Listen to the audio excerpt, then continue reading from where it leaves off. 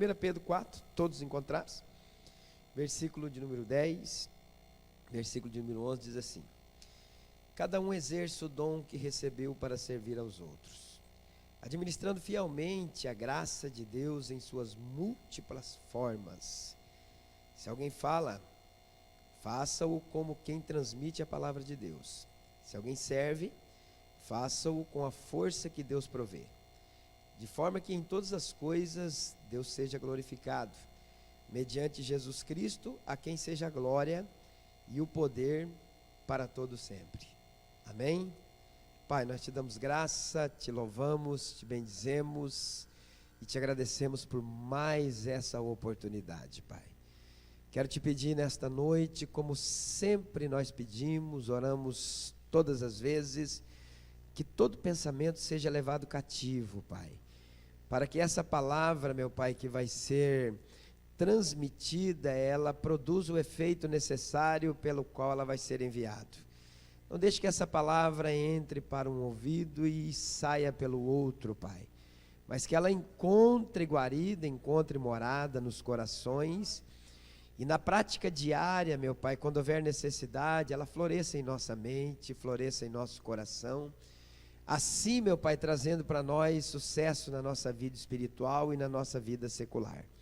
Querido Espírito Santo, o Senhor é o dono dessa obra, é o dono da nossa vida, que as suas revelações, que aquilo que nós estudamos, possa fluir em nós agora, e essa palavra produza, meu Pai, e essa palavra traga crescimento. É o que todos nós aqui te pedimos e te agradecemos, certos da tua resposta, no nome santo de Jesus. E os que concordam comigo dizem amém. Tome seu assento.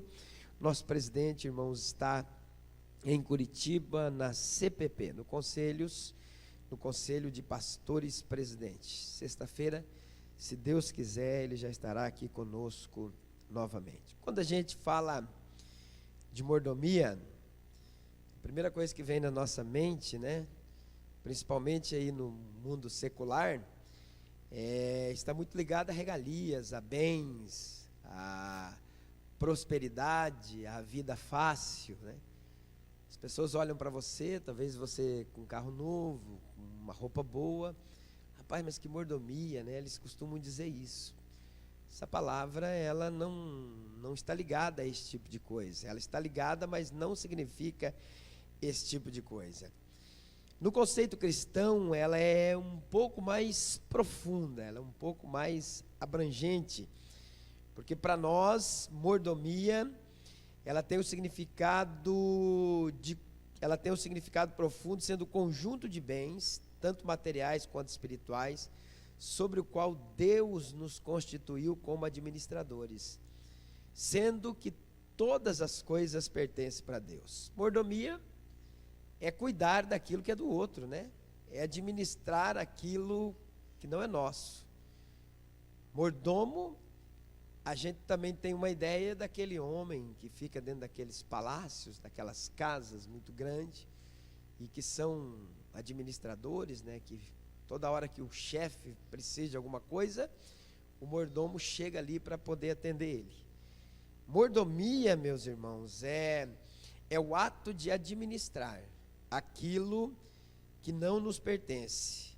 Mordomia é servir a Deus com tudo aquilo que nos foi confiado. Agora fica vago, né? Fica meio vago se a gente dizer assim que tudo que temos, tudo que adquirimos não é nosso. Algumas pessoas até possam entrar em choque, porque elas vão dizer, não é assim, eu trabalhei com as minhas forças, eu lutei, eu levanto de madrugada, durmo de noite, altas horas para adquirir o que eu tenho. Essa conversa é uma conversa fiada. Então vamos ver o que a Bíblia diz, né? O que a Bíblia fala acerca de mordomia cristã. Se você der uma voltadinha lá na terça-feira passada, quando nós falamos sobre soberania divina, você vai ver algumas coisas que deixam a gente meio chocada. Primeiro, nós temos pessoas que elas vão viver a vida toda debaixo de plena bonança. Vão ter tudo, irmão Osés, que desejaram. Vão ter todos os desejos satisfeitos. Em contrapartida, nós vamos ter pessoas que vão viver a vida toda debaixo de muita carência, de muita necessidade. Vão viver a vida toda sem poder sair do bairro que mora, enquanto outros vão conhecer o planeta Terra, vão viajar todos os lugares da Terra. É uma incógnita, né? Algo que a gente não consegue entender. Você vai ver pessoas que parecem que nasceram para ser felizes, e outras que nasceram para viver na desgraça. Como explicar uma coisa dessa? Não se explica, está dentro da vontade de Deus, da soberania divina. Pastor, Deus é um Deus injusto, então, que Ele dá algo para uns e para outro Ele não dá nada? Depende muito da visão humana, da ótica humana. Porque eu trato muito poucas pessoas, e aqui nós temos alguns psicólogos, eu trato muito poucas pessoas com depressão que não tem nada. Trato muito pouco, elas quase não me procuram. Vivem com aquele sustento diário, ou numa linguagem mais simples, com uma porção diária, que só dá para aquele dia, no outro tem que batalhar para conquistar. Mas o meu gabinete é cheio de pessoas bem-sucedidas que dizem que a vida não tem valor, que tem tudo o que querem. Então tem que tomar muito cuidado na ótica humana, de chamar Deus de injusto, quando alguém tem muito e o outro não tem nada. Porque quando nós falamos de justiça divina, a gente tem que falar sobre contentamento. Tem gente que a gente olha e vê que não tem nada, mas que são extremamente felizes. E tem gente que tem tudo e são extremamente infelizes. Então a nossa ótica, muito limitada e muito simples, tem esse tipo de coisa, de chegar para Deus e dizer assim: o Senhor é um Deus injusto. Não, Deus não é injusto, Deus é soberano. Deus sabe o que Ele faz, Deus sabe o que é a forma que Ele age. É por isso que algumas perguntas para a nossa mente pequena, limitada, não serão respondidas nunca. Mas tem um texto bíblico que pode dar uma explicação para nós, ainda que meio vago, né? Ali no livro de Lucas, capítulo de número 16, a Bíblia diz de um homem rico e de um mendigo. A Bíblia chama aquele mendigo de Lázaro, e o homem rico, a Bíblia não dá o nome dele. A Bíblia diz que um morre e vai para o seio de Abraão, e o outro morre e infelizmente vai para a perdição eterna, vai para o inferno. A Bíblia diz que em vida um viveu o tempo todo na porta do outro, mendigando, tendo as suas feridas sendo lambida por cães. Então a situação daquele rapaz, Roberto, era difícil. Se os cães vinham lamber as suas feridas, é porque o homem estava numa situação caótica. E o outro, a Bíblia diz assim, vivia esplêndida e regaladamente. E ela é bem clara quando ela diz que ele vivia à porta daquele homem rico. O texto é bem claro. Então, pastor, o que o senhor está querendo dizer acerca de mordomia cristã? Aquele homem rico tinha o que tinha para poder suprir a necessidade daquele homem pobre. Essa era a visão divina. Esse era o desejo de Deus. Talvez a única coisa que aquele homem precisaria fazer era suprir a necessidade daquele mendigo, a única. Não precisaria talvez fazer mais nada, ele teria obtido sucesso na vida dele.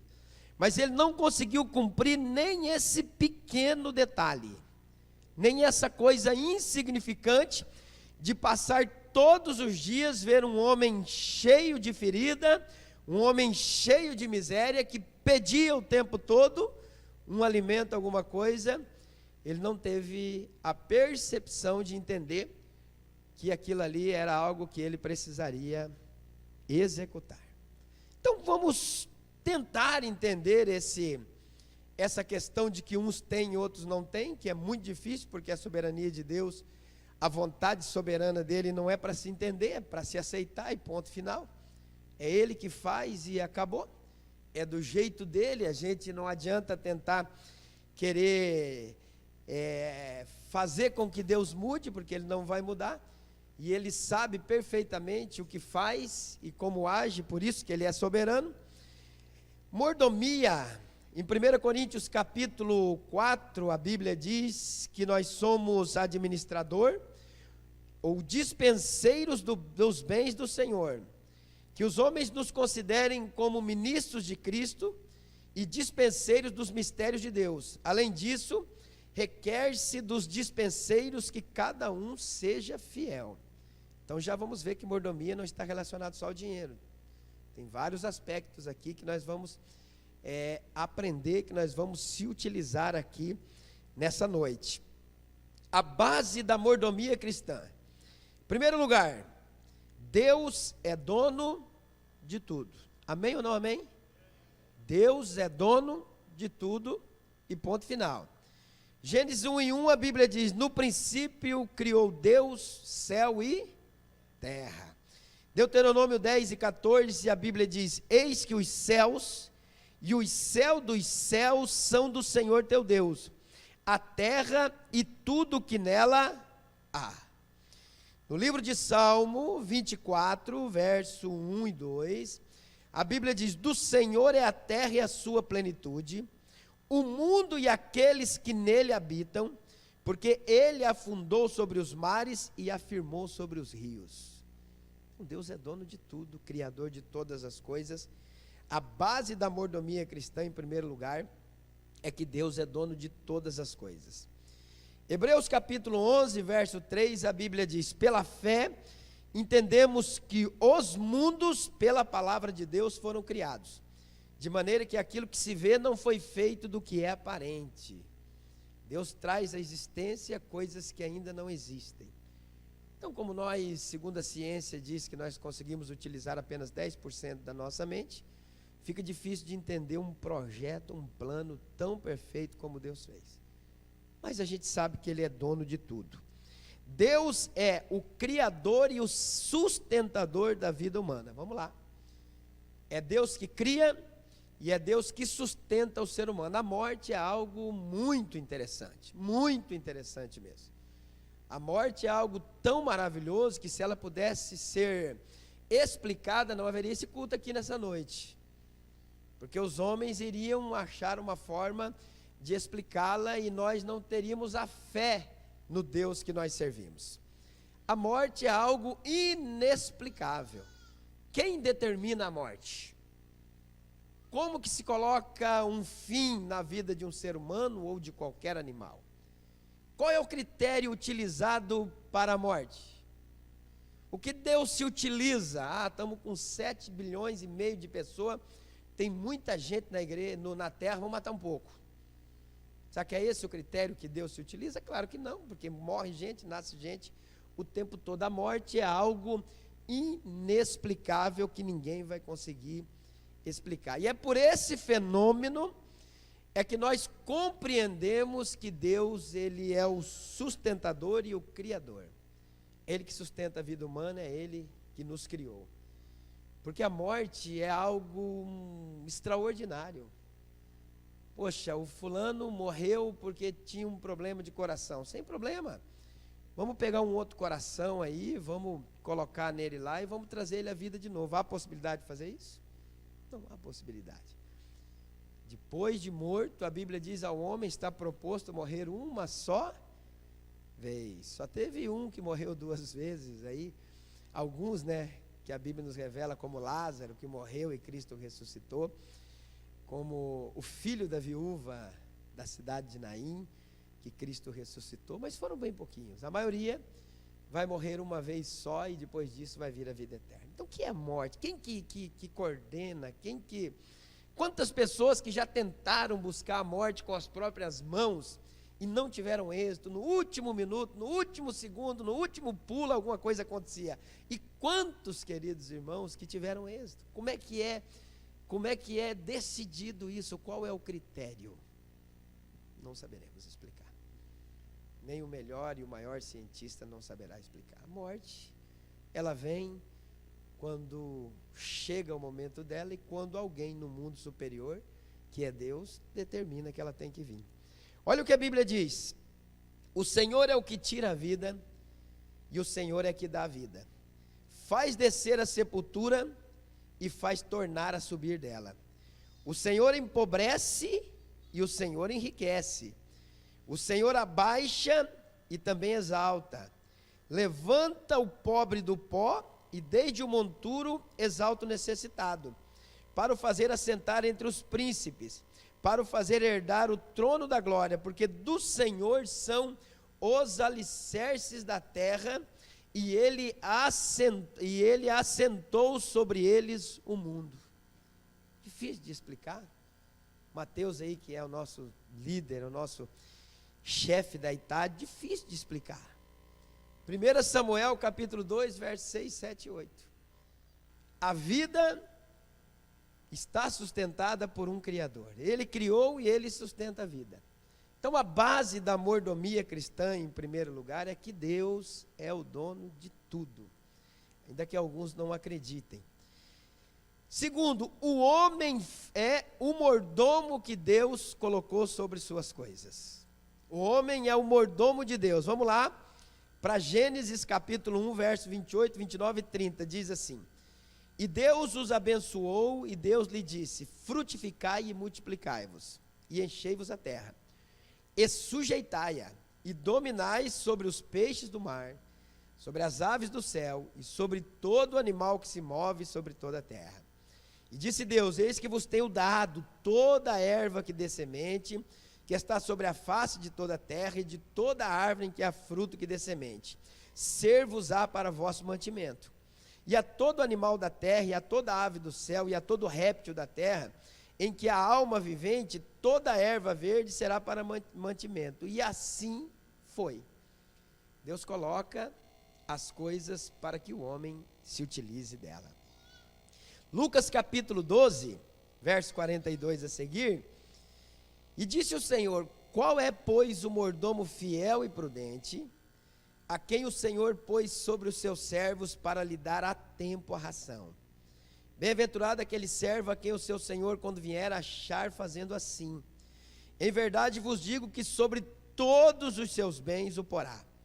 Mas aquele servo que disser em seu coração: meu Senhor tarda em vir, e começar a espancar os criados e criadas, e a comer, e a beber, e a embriagar-se, virá o Senhor daquele servo no dia em que não espera, e numa hora em que ele não sabe, e separá-lo-á e lhe dará a sua parte com os infiéis. E o servo que soube a vontade do seu Senhor, e não se aprontou, nem fez conforme a sua vontade, será castigado com muitos açoites. Todas as coisas, queridos, que foi nos dada para administrar com sabedoria. Porque por incrível que pareça, todas as coisas que foi nos dada, não é nossa, é de Deus. Então foi nos dado uma porção, foi nos dado essa quantidade para que nós pudéssemos administrá-la com sabedoria, para que nós pudéssemos administrá-la com a ciência de Deus. A Bíblia diz que Deus, ele vai exigir a prestação de contas de cada um de nós. Vamos dando apertadinha no parafuso devagarzinho, bem de leve. A Bíblia deixa bem claro que todas as coisas que me foi dada, tudo aquilo que me foi colocado à minha disposição, mais cedo ou mais tarde, eu vou ter que prestar conta. Olha o que a Bíblia fala: por isso é também como um homem que, partindo para fora da terra, chamou seus servos, entregou-lhe os seus bens. E a um deu 5 talentos, e a outro 2, e a outro 1. E cada um segundo a sua capacidade. E ausentou-se logo para longe. E tendo ele partido, o que recebera 5 talentos, negociou com eles, e granjeou outros 5 talentos. Da mesma sorte, o que recebera 2, granjeou também outros 2. Mas o que recebera 1, foi e cavou na terra, escondeu o dinheiro do seu senhor, e muito tempo depois veio o senhor daqueles servos, e foi acertar conta com eles. Então aproximou-se o que recebera 5 talentos, e trouxe-lhe outros 5 talentos, dizendo: Senhor, entregaste-me 5 talentos, eis que outros 5 talentos que granjeei com eles. E o seu senhor lhe disse: bem está, servo bom e fiel, sobre o pouco foste fiel, sobre o muito te colocarei, entra no gozo do teu senhor. E chegando também o que tinha recebido 2 talentos, disse: Senhor, entregaste-me 2 talentos, e eis que com eles granjeei outros 2 talentos. Disse-lhe o seu senhor: bem está, bom e fiel servo. Sobre o pouco foste fiel, sobre o muito te colocarei. Entra no gozo do teu senhor. Mas chegando também o que recebera 1 talento, disse: Senhor, eu conhecia-te, que és um homem duro, que ceifa onde não semeaste, e ajunta onde não espalhastes. E atemorizado, escondi na terra o teu talento, aqui tens o que é teu. Respondendo, porém, o seu senhor disse: mau e negligente servo, sabias que ceifo onde não semeei, e ajunto onde não espalhei? Devias então ter dado meu dinheiro aos banqueiros, e quando eu viesse, receberia o meu dinheiro com juros.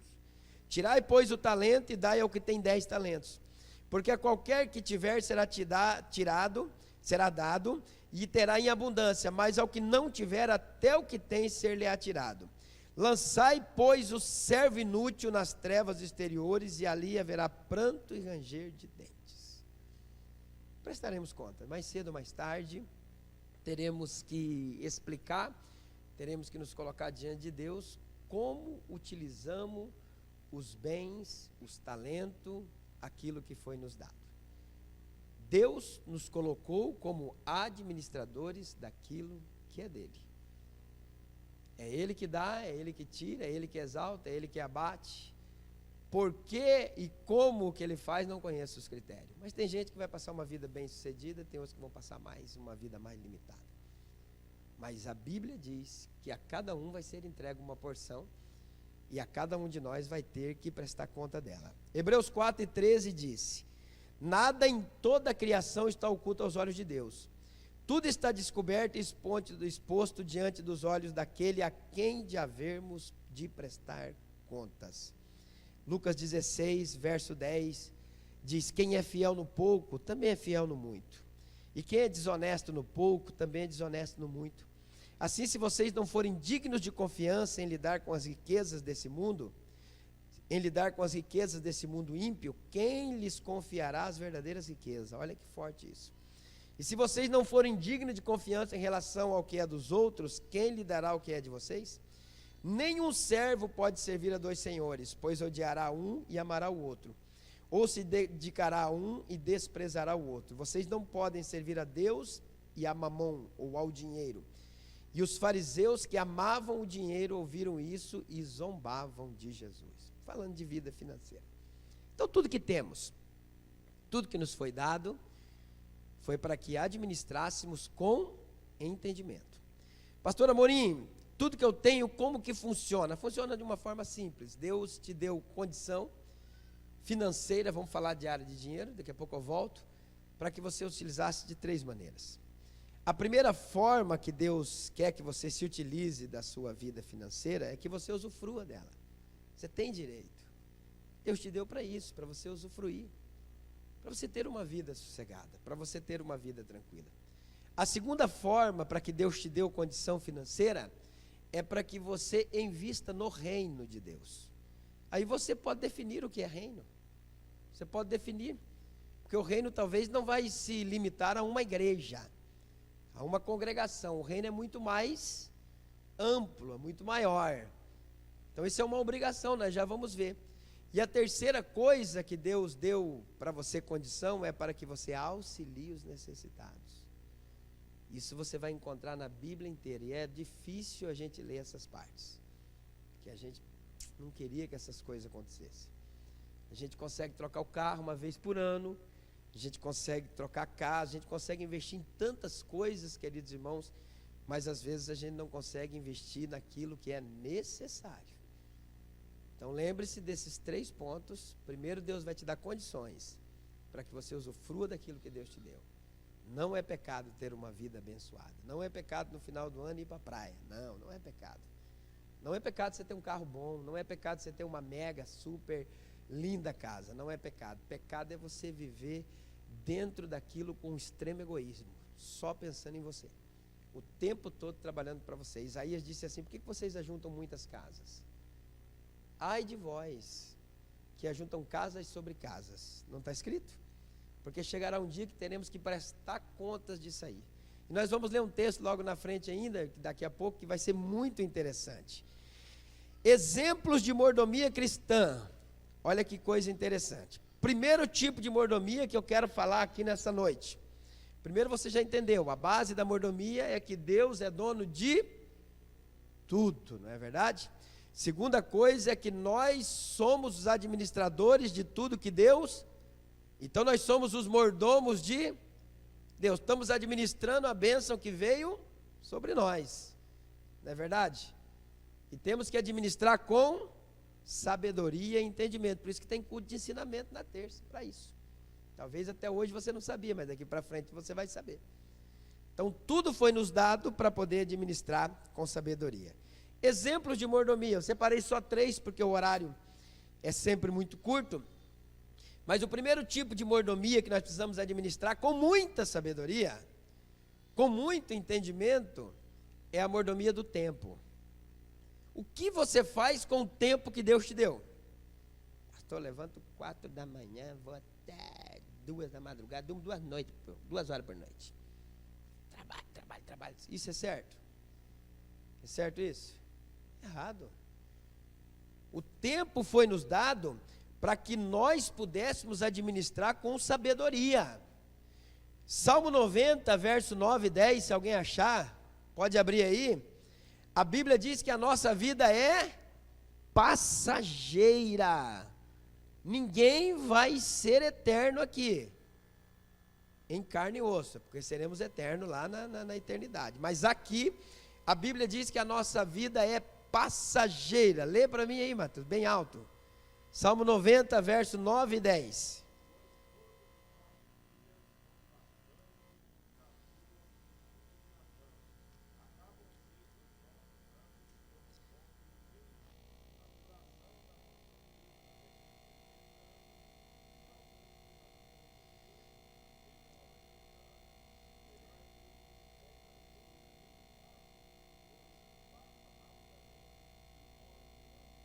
Amém?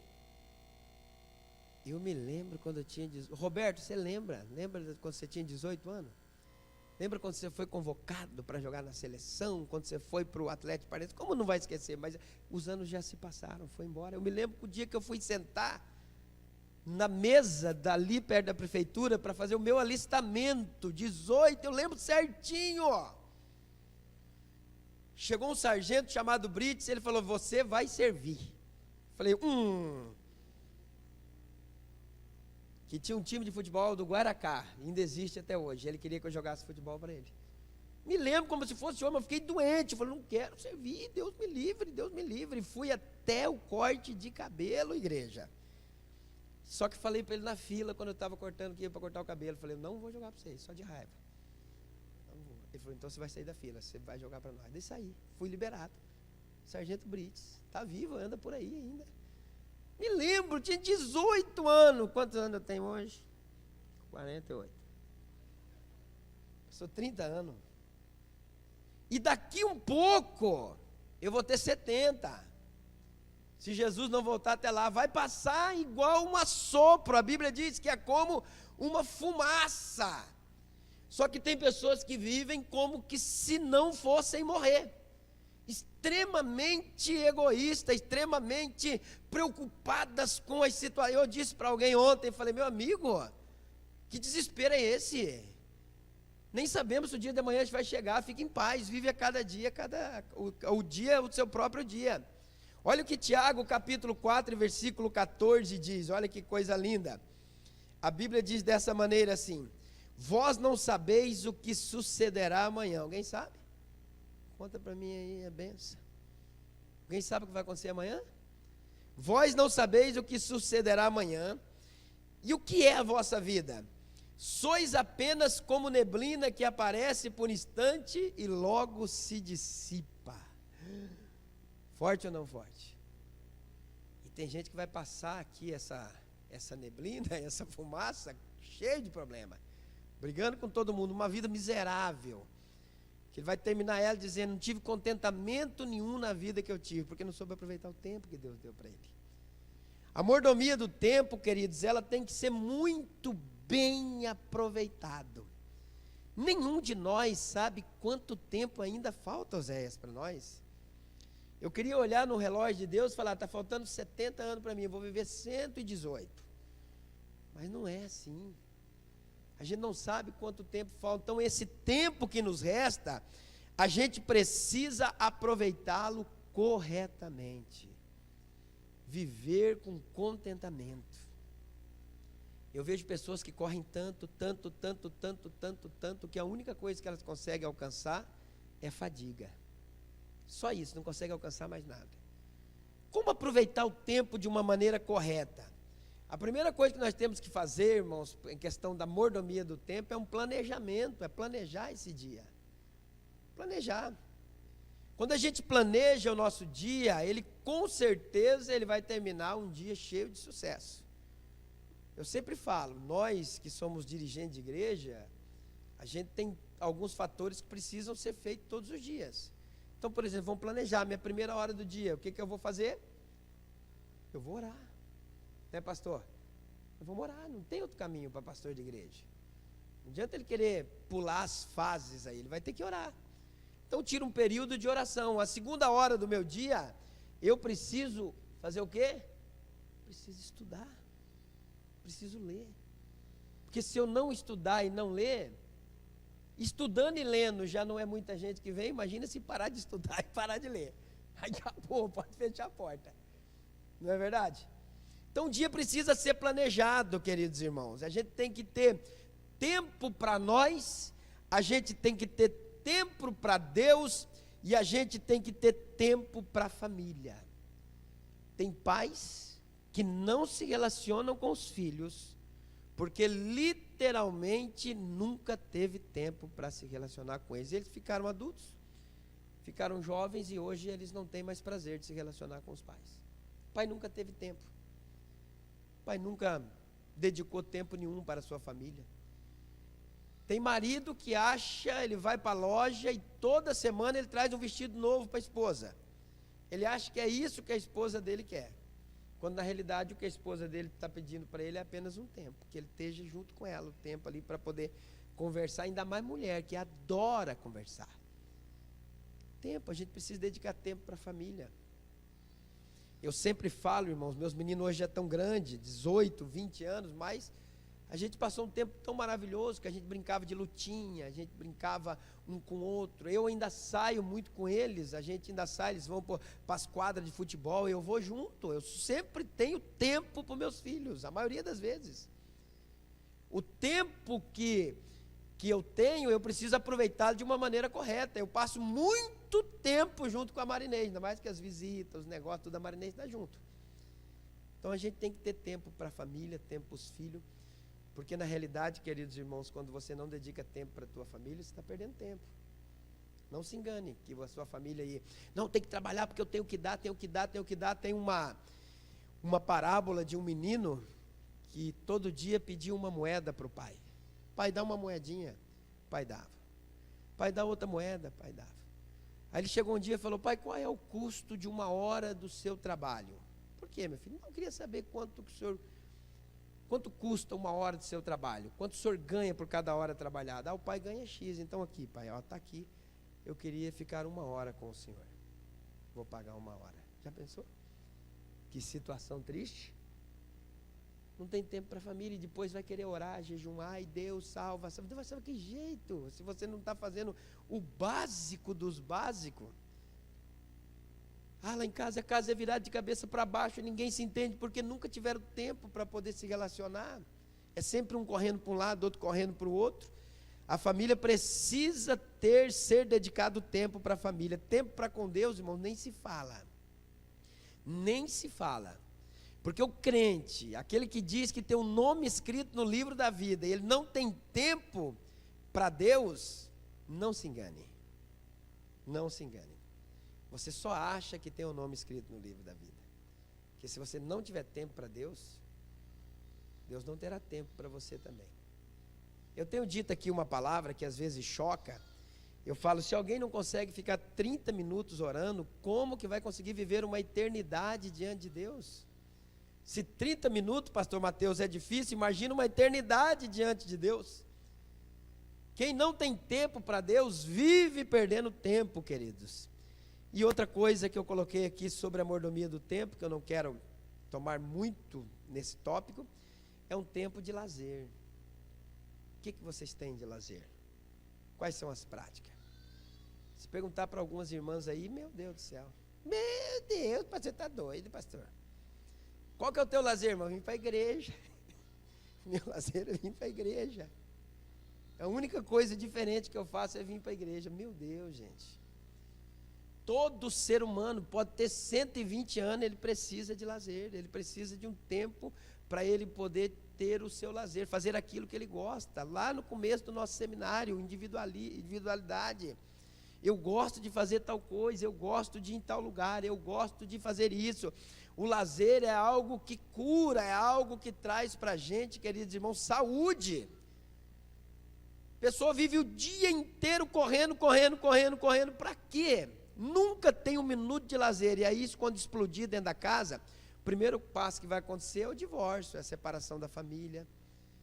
A gente precisa separar tempo para todas as coisas. Hoje eu fui comprar um pão ali no mercado, o Juarez chegou lá e falou, meu Deus, pastor, o que é isso? Eu estava com tempo de lazer, fui fazer uma caminhada, fui lá no Oséias. Eu gosto desse tipo de coisa, acho legal, faz bem para a minha saúde, eu vou entrar já na mordomia do corpo.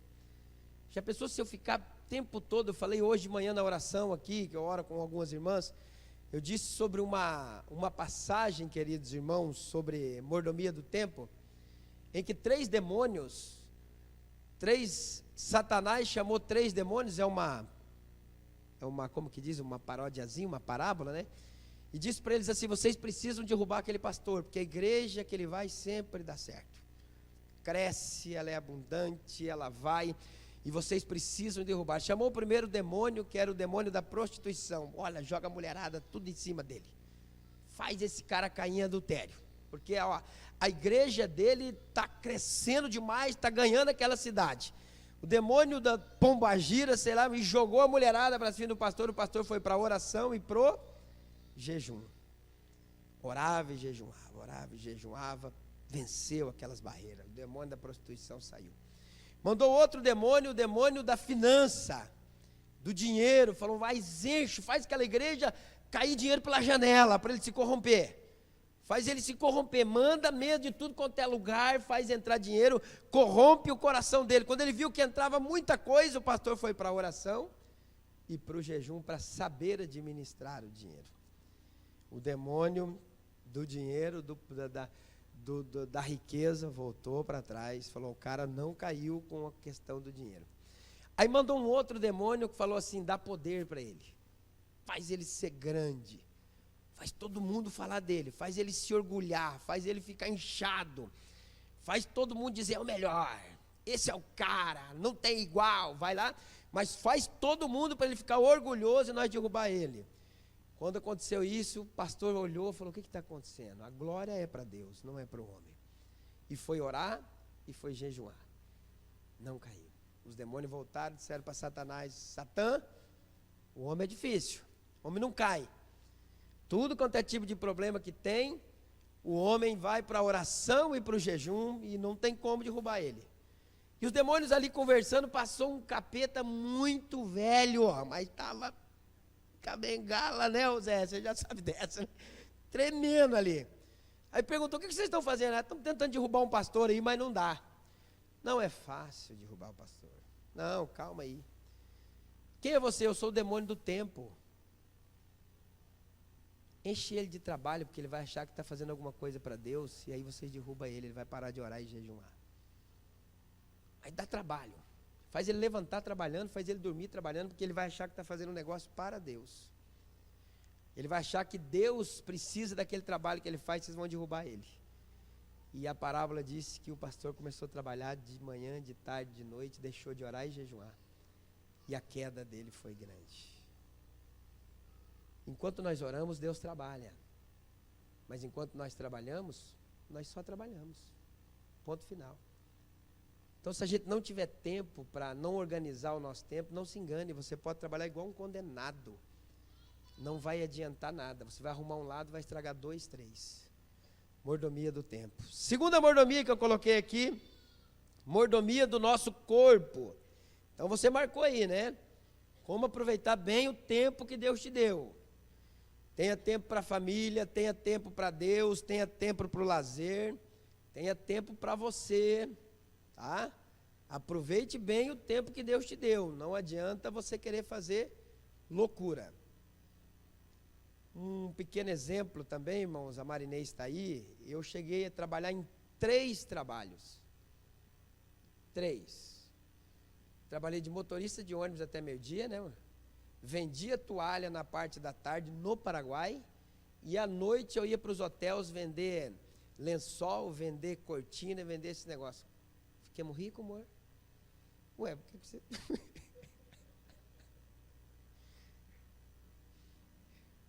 Sabe o que eu consegui nesse período? Eu vou contar para vocês vão rir de mim. Porque Deus tinha um projeto. Eu consegui adquirir uma dívida de 42 mil, trabalhando igual um louco. Sabe o que eu fiz depois que um irmão veio do Mato Grosso? Eu falei, nunca mais. Fui trabalhar só na empresa de ônibus e comecei a passar o tempo que me sobrava fazendo o quê? Orando, vivendo com a minha família.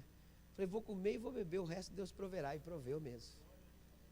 Então não adianta, não se engane, irmãos. Eu sou prova viva disso aí. Segundo tipo de mordomia é a mordomia do corpo. Nosso corpo, ele pertence a Deus. Olha o que a Bíblia diz no livro de Coríntios. Acaso não sabem que o corpo de vocês é santuário do Espírito Santo, e que ele habita em vocês, e que lhe foi dado por Deus, e que vocês não são de si mesmo? Vocês foram comprados por alto preço. Portanto, glorifiquem a Deus com o corpo de vocês. 1 Coríntios 6, 19 e 20. Que cuidados devemos tomar com o nosso corpo? Além do mais, ninguém jamais odiou a seu próprio corpo, antes o alimenta e dele cuida, como também Cristo faz com a igreja, pois somos membros do seu corpo. Efésios 5, 29 e 30. A gente é bem relaxadão com o nosso corpo, né, irmãos? A gente é bem... Homem, então, coisa querida é homem com o corpo. Não, é fantástico. É maravilhoso. Ele só vai quando ele já caiu, que alguém tem que empurrar ou chamar o SAMU. A mulher, ela tem uma característica um pouco, ela cuida mais, ela vai periodicamente, né, irmã Luzia, no médico. Homem, ou a mulher leva ele com ferro e fogo, ou ele não vai. Segundo a ciência, diz que o homem vive 7 anos a menos que a mulher. Se for verdade, ou se for mentira, culpa da ciência. Mas a mulher, ela tem um pouco mais de cuidado com o seu próprio corpo. Nós, a gente não quer nem saber. A gente manda ver mesmo. A gente come todas as picanhas que alguém colocar na mesa. Come, a gente não quer nem saber. Não. A gente olha assim, a gente pede perdão. O Senhor me perdoa que é só hoje, mas se tiver amanhã de novo, a gente peca, cagula. A gente come tudo as feijoadas que faz aqui na igreja no sábado. É assim. A gente não tem aquele cuidado normal. A gente, infelizmente, a gente é muito relaxado com a questão do nosso corpo. E a Bíblia diz que o corpo é o templo do Espírito Santo. O que devemos evitar em nosso corpo? Primeiro, nós devemos evitar a maledicência, as injustiças, as imoralidades, as vaidades excessivas. Tem que tomar cuidado, porque corpo não é objeto de cobiça. Quem concorda comigo diz amém. Não é objeto de cobiça. Corpo não é propaganda de pecado. Corpo é templo do Espírito Santo. Mas tem corpo que a gente vê que... Entende essa linguagem? Que não pode ser templo do Espírito Santo. Parece templo de uma casa de prostituição. Então a gente tem que tomar muito cuidado, tanto no aspecto masculino como feminino, com esse bem que Deus nos deu. A nossa boca, por exemplo, ela não foi feita para ficar falando coisas malignas, ela foi feita para poder bem dizer o nosso semelhante, para poder bem dizer a Deus. Só que infelizmente a gente às vezes deixa algumas coisas a desejar. 1 Pedro 3, 3 e 4 fala das irmãs, fala: a beleza de vocês não devem estar nos enfeites exteriores, como cabelos trançados e joias de ouro ou roupas finas. Pelo contrário, esteja no seu interior, que não perece. Beleza demonstrada num espírito dócil e tranquilo, que é de grande valor para Deus. E agora? Dócil e tranquilo. Paro por aqui ou continuo? Tem gente que parece um leão. Tem mulher, irmão, que parece um monstro. Tem umas que a gente, se morar no outro lado da rua, escuta os gritinhos. Tem umas que as panelas voam, pá, pá, pá, e a molecada já dá aqui. O que tiver na mão vai pro estouro.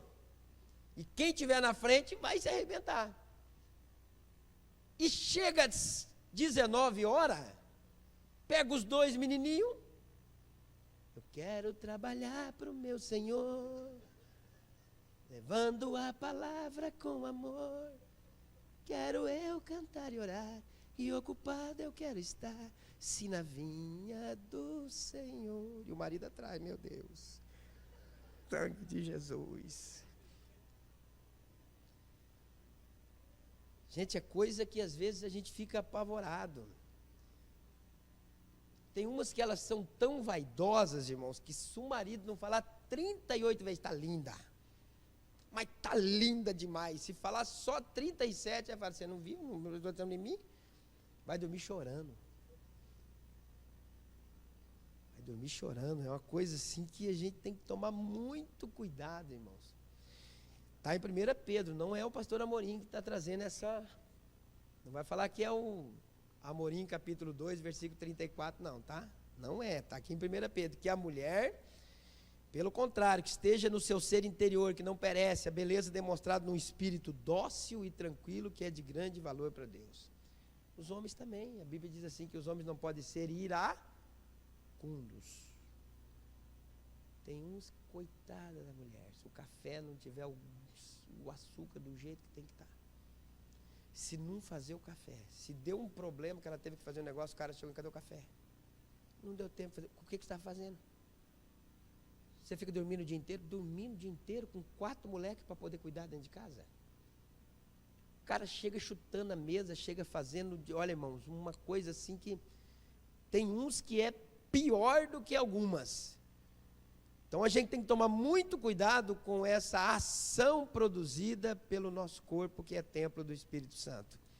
A gente precisa cuidar muito disso, porque, por incrível que pareça, aí nesse corpo, Deus resolveu morar nele. É coisa extraordinária. Deus não resolveu habitar nos céus dos céus, Ele resolveu habitar no corpo do ser humano.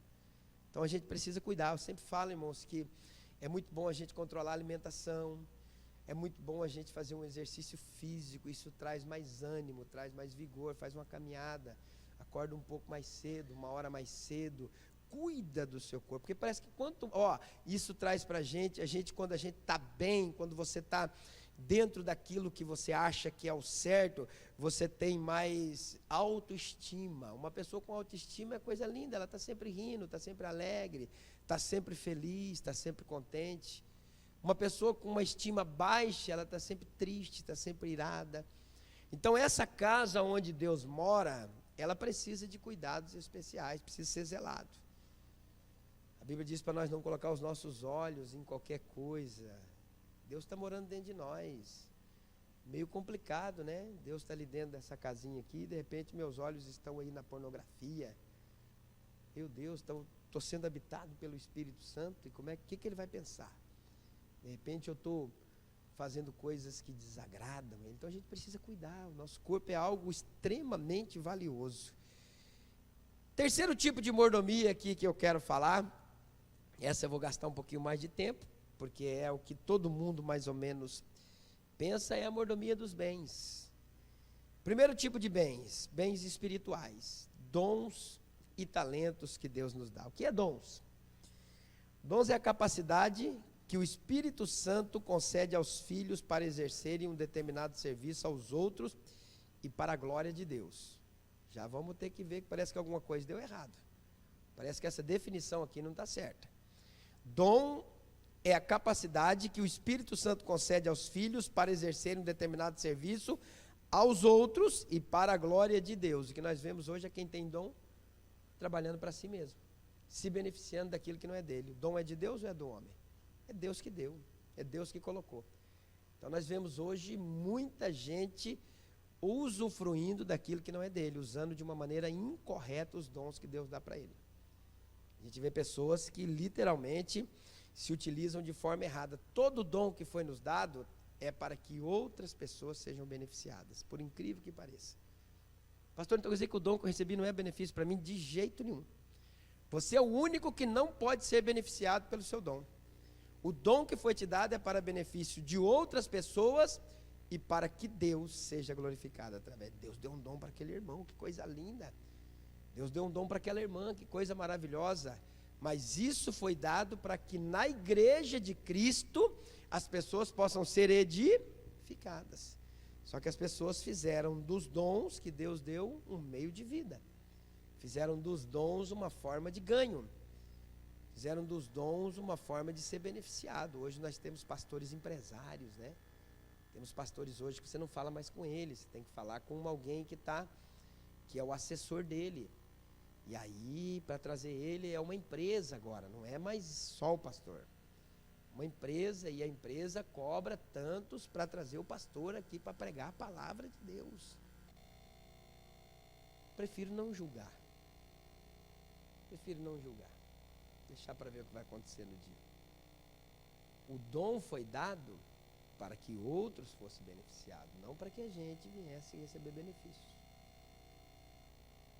Hoje tem mega pastores, mega pastoras, cantores, cantoras que não são acessíveis, as pessoas não chegam até ele, totalmente diferente de Jesus Cristo. E é engraçado, irmãos, que o nome de Jesus deu para pessoas iates, o nome de Jesus deu para pessoas prédios, fazendas, deu ou não deu? O nome de Jesus deu para pessoas jatos, aviões, e Jesus, o máximo que ele conseguiu foi um jumento emprestado. Não consigo entender. Não consigo entender. O nome dele enriqueceu tanta gente, e Jesus, o máximo que ele conseguiu foi um jumento emprestado. E quer a prova?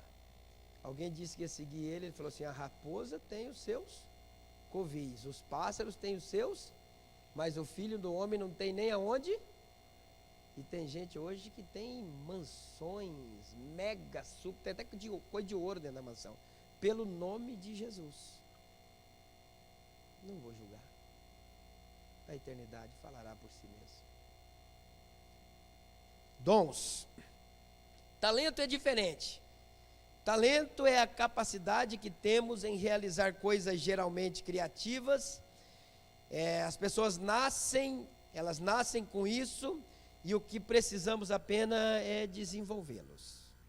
Por exemplo, os cantores que cantam aqui, os talentos que nós temos aqui, que nós vemos cantar, como a irmã que estava cantando aqui, como o Juarez, domingo, como várias pessoas que vêm aqui, os que tocam ali, como ali o nosso irmão que toca aquele sax ali de uma maneira fantástica. É talento, o irmão Henrique, é talento que desenvolve. Algumas pessoas que nem eu não canto nada, não tenho talento, mas se eu for para uma aula de música, uns 30 anos eu consigo alguma coisinha. Vou aprender. Então talento a gente também usa na obra de Deus. Mas não é um dom, é um talento que Deus deu. Aí se você juntar talento com dom, aí como diz a rapaziada mais jovem, quebra tudo. Aí vai ser coisa extraordinária. Bens materiais. Vamos lá, que o horário já está indo. Tudo vem de Deus. 1 Crônicas 29, 10, 11 e 12. Davi louvou ao Senhor na presença de toda a assembleia, dizendo: bendito sejas o Senhor, Deus de Israel, nosso Pai, de eternidade a eternidade. Teus, ó Senhor, são a grandeza e o poder, a glória, a majestade e o esplendor, pois tudo que há nos céus e na terra é teu. Teu, ó Senhor, é o reino, tu estás acima de tudo. A riqueza e a honra vem de ti. Tu dominas sobre todas as coisas, nas tuas mãos estão a força e o poder para exaltar e dar força a todos os homens. Tudo vem de Deus. 1 Samuel 2, 7 e 8. O Senhor é quem dá pobreza e riqueza. Ele humilha e ele exalta. Levanta do pó o necessitado, e do monte de cinzas ergue o pobre.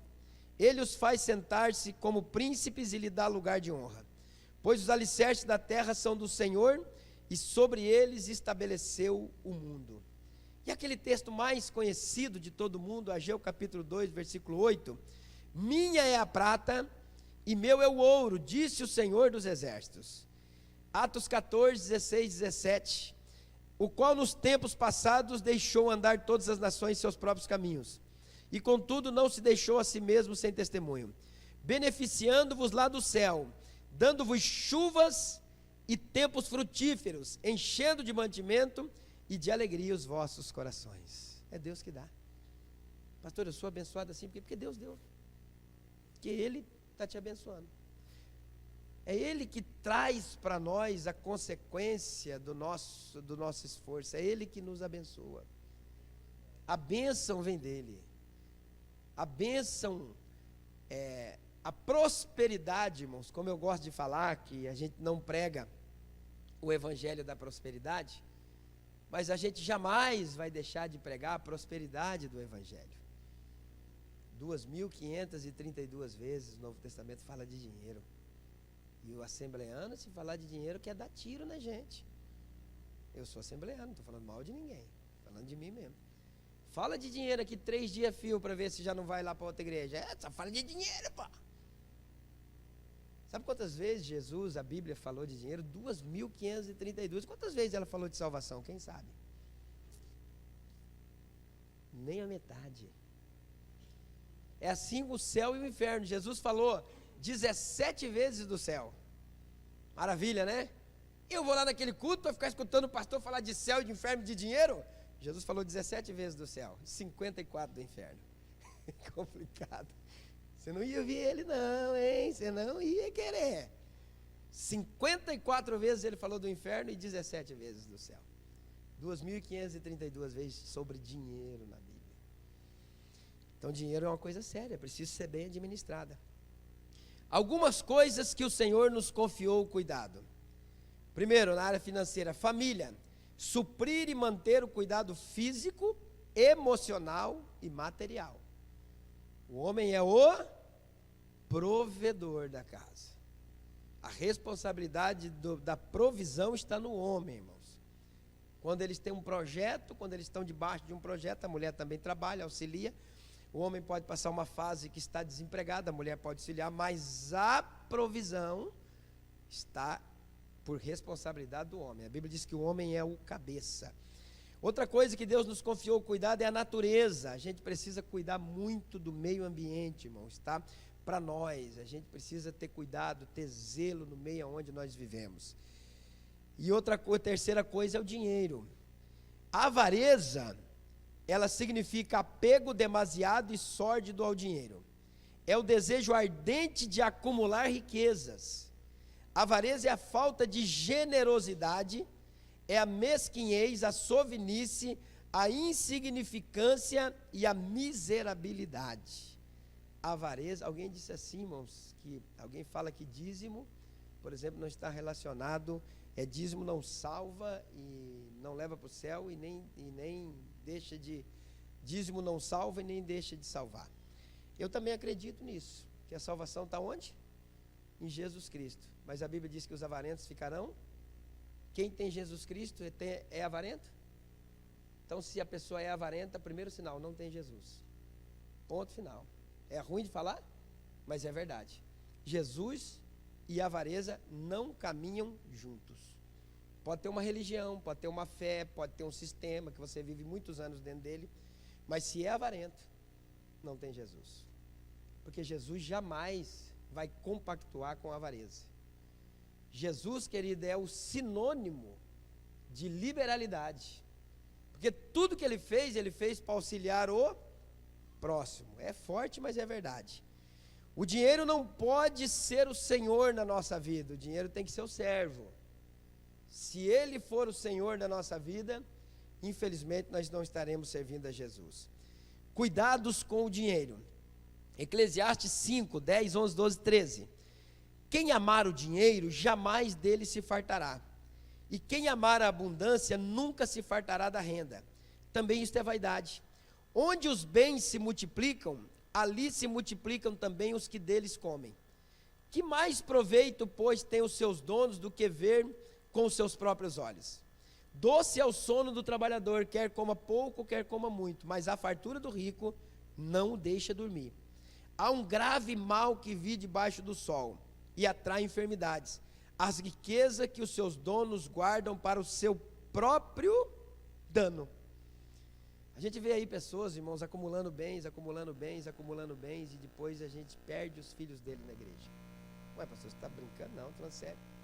Porque eles entram numa guerra tão grande para poder adquirir aqueles bens dos pais.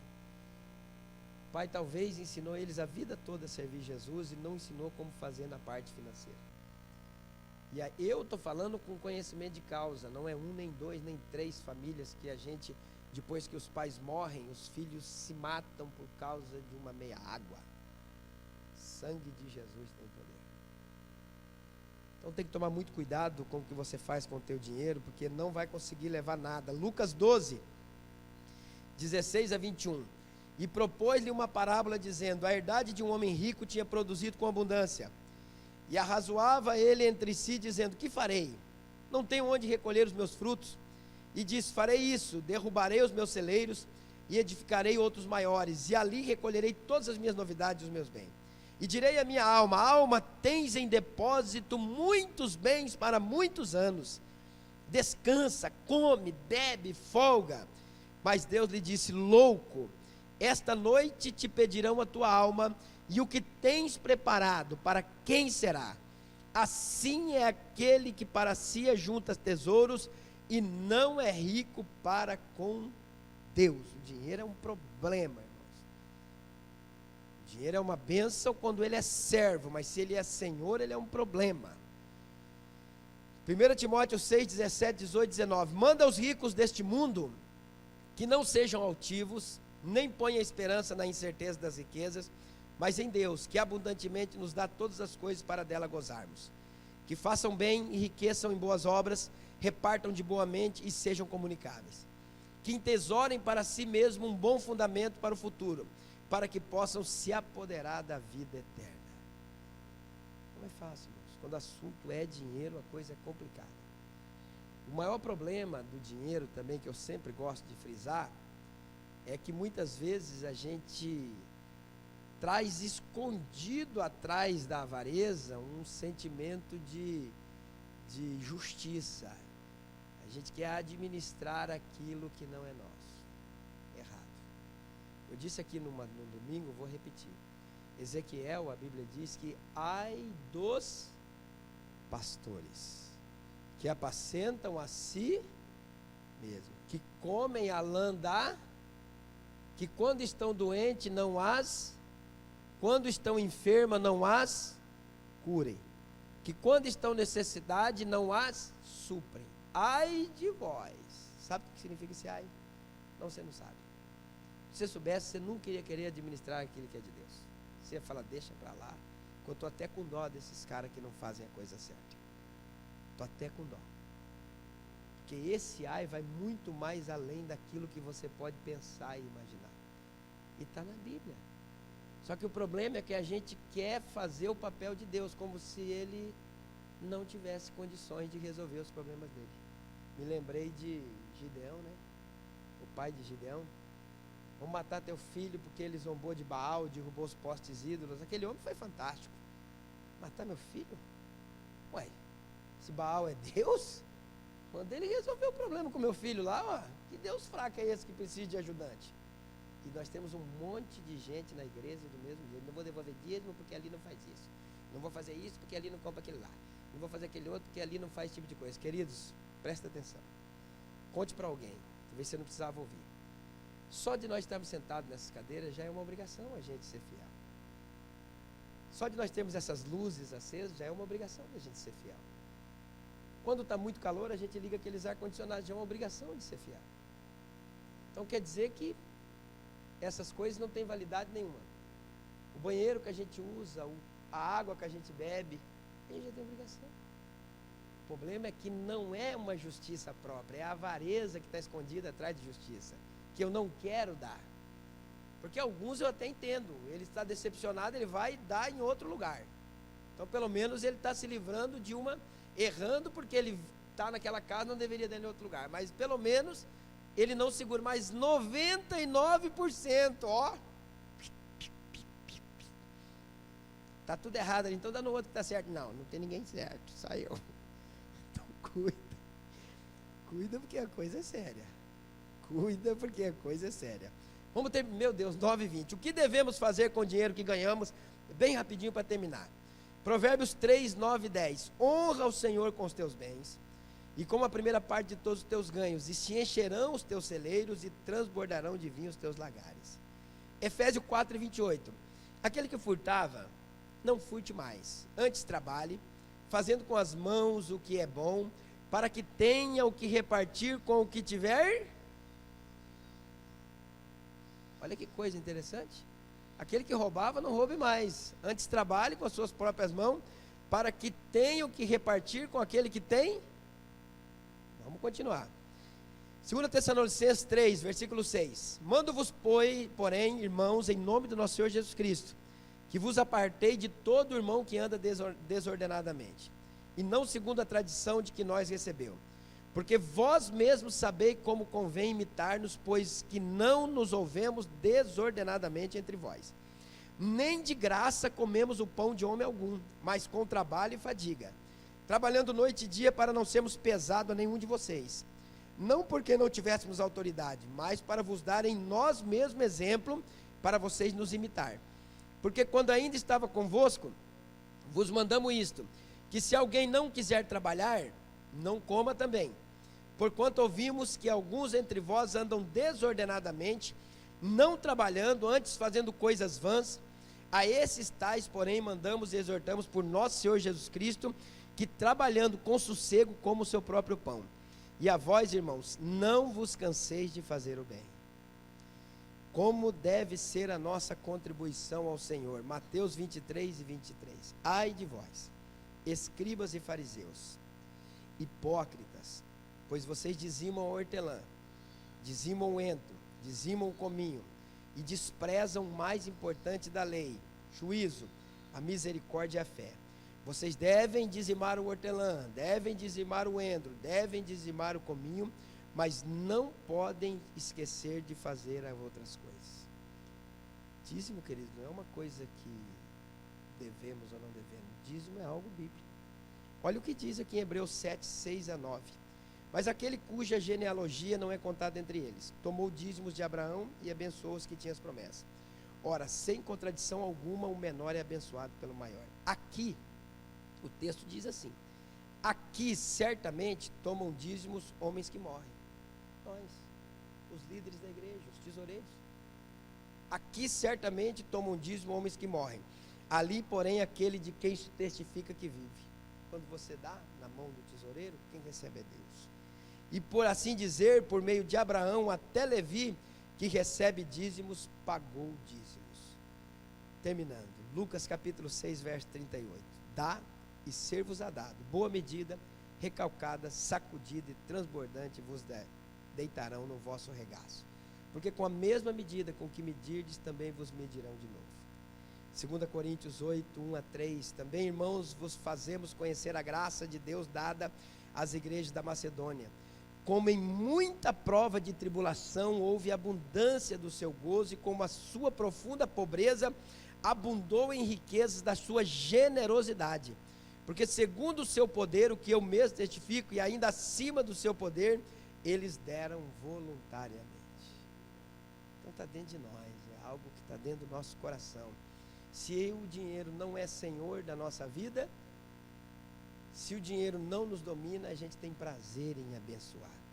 E eu termino aqui agora, em 2 Coríntios 9, 5 a 12. Portanto, tive por coisa necessária exortar a estes irmãos para que primeiro fossem ter convosco e preparassem de antemão a vossa bênção, já antes anunciada para que esteja pronto como bênção e não como avareza. Presta atenção no texto. E digo isto, que o que semeia pouco, pouco também ceifará. E o que semeia em abundância ceifará.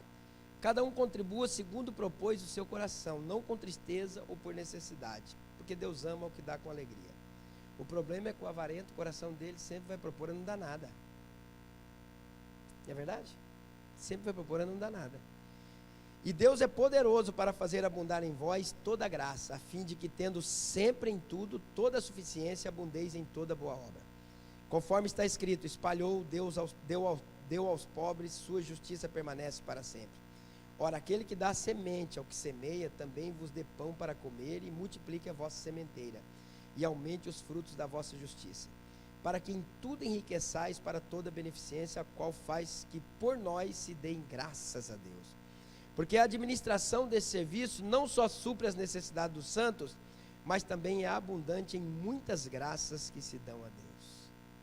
Precisamos contribuir com alegria, precisamos entregar aquilo que é de Deus. Precisamos, querido irmão, entender essa vontade do Senhor e não deixar o dinheiro nos dominar. Eu quero orar por vocês agora, se coloquem em pé, e logo depois nós vamos ouvir o irmão Henrique louvar o Senhor, nós vamos ofertar. Romanos 12:8 diz assim: se é dar ânimo, que assim se faça; se é contribuir, que se contribua generosamente; se é exercer liderança, que exerça com zelo; se é mostrar misericórdia, que faça com alegria. Existe até um dom chamado dom de contribuição. Existem algumas pessoas que elas têm prazer em contribuir, é um dom que Deus deu para elas. Então que você possa administrar bem tudo o que Deus te deu. E eu falo uma frase aqui nos domingos à noite, eu sei que algumas pessoas ficam meio bicudinha, mas é para o bem, é como um pai admoestando um filho, e é uma palavra que tem um embasamento bíblico. Eu sempre digo que dízimos nunca foi e nunca vai ser para prosperidade. Se alguém prega isso, prega errado. Prega errado, e eu posso sentar com essa pessoa e mostrar para ela o tanto que ela quiser. Tem pessoas que dão dízimos e não são prósperas. Amém ou não amém? Quem concorda comigo, diga amém. É fato. Tem pessoas que eles chegam e dizem: meu Deus, eu sou dizimista fiel e eu não saio do buraco. Você já saiu do buraco faz muito tempo. Saiu do buraco quando Jesus subiu na cruz. Dízimos, ele é algo muito mais profundo do que prosperidade. Dízimo é relacionamento.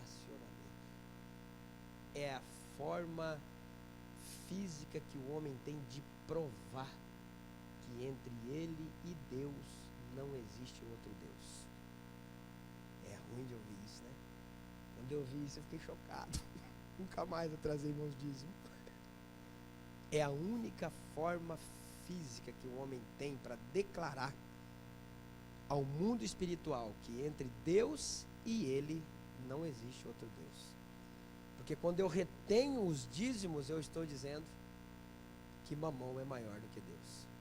E o pastor Polino aqui pregou num dia à noite aqui que destruiu tudo falando disso, sobre Mamão. Quase que tivemos que pegar essa página aqui da Bíblia de Lucas, Mateus 15 e arrancar fora. Tão bom que foi. Não seja vencido por esse Deus. Vença ele, domine ele. O que é de Deus é de Deus, o que é teu administre com sabedoria. Põe a mão no coração.